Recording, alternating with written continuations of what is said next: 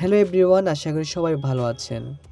আজকে আমাদের ভিডিওর বিষয় থাম্বনেল এবং টাইটেল থেকে বুঝে গেছেন। তো আমি ভিডিওর শুরুতে একটা ব্রাউজার ওপেন করেছি, মজিলা ফায়ারফক্স। তো এখানে আমি ইউআরএল বক্সে লিখলাম সফটওয়্যার বস সফটওয়্যার বস 24 লিখে আমি এন্টার বাটনে ক্লিক করলাম।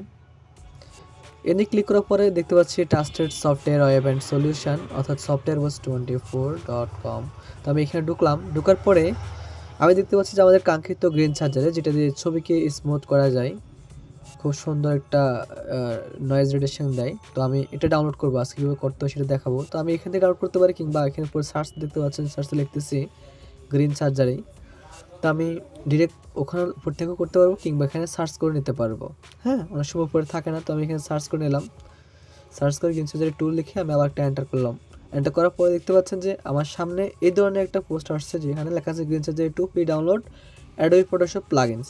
তো আমি এখানে ক্লিক করলাম।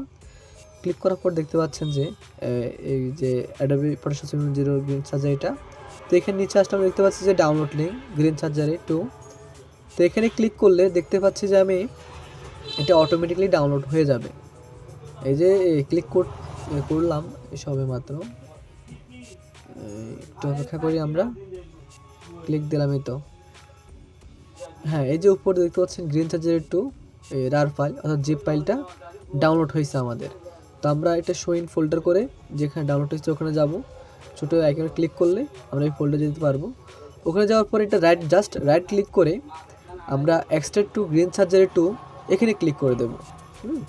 এক্সট্রাক্ট টু গ্রিন চার্জার এখানে ক্লিক করলে দেখতে হচ্ছে আমাদের একটা ফাইল বের হয়েছে। তো আমরা এই ফাইলে ওপেন করব। ওপেন করার পরে এখানে গ্রিন চার্জারের 2 এই ফোল্ডারটা ওপেন করব। এখানে film stock simple gain and save setting অনেকগুলো অপশন আছে। তো আমরা প্রত্যেকটা গেনগুলো দেখতেছি একটু ঠিক মতো আছে কিনা। হ্যাঁ, এগুলো ঠিক মতোই আছে। তো আমি এখন জাস্ট আমাদের এই যে বিএফ ফাইলগুলো অর্থাৎ এই গ্রিন চার্জারের এই এক্সটেনশনগুলো আমরা এখন আমাদের কম্পিউটারের প্রোগ্রামে বসাবো।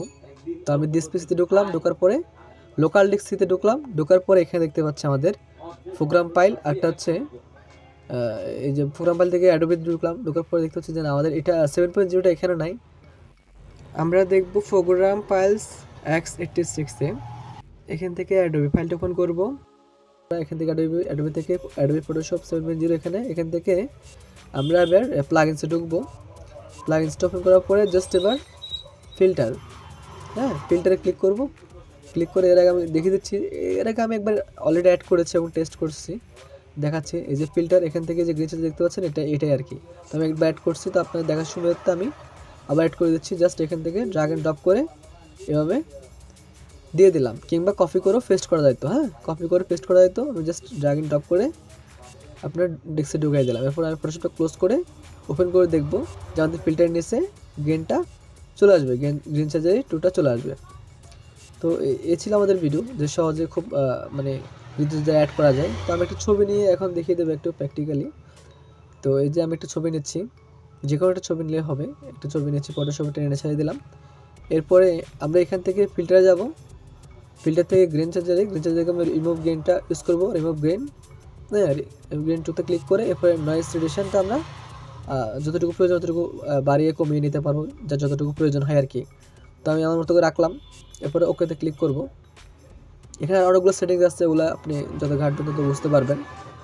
ওকেতে ক্লিক করার পরে দেখতে পাচ্ছি আমাদের ছবিটা অনেক নিখুঁত হয়েছে, আগের তুলনায় অনেকটা বেটার হয়েছে। তো চাইলে আপনি এভাবে খুব সুন্দর স্মুথ করতে পারেন। এটা আরেকটু ছিল, ঝাপসা ছিল, অনেকটা ক্লিন হয়েছে।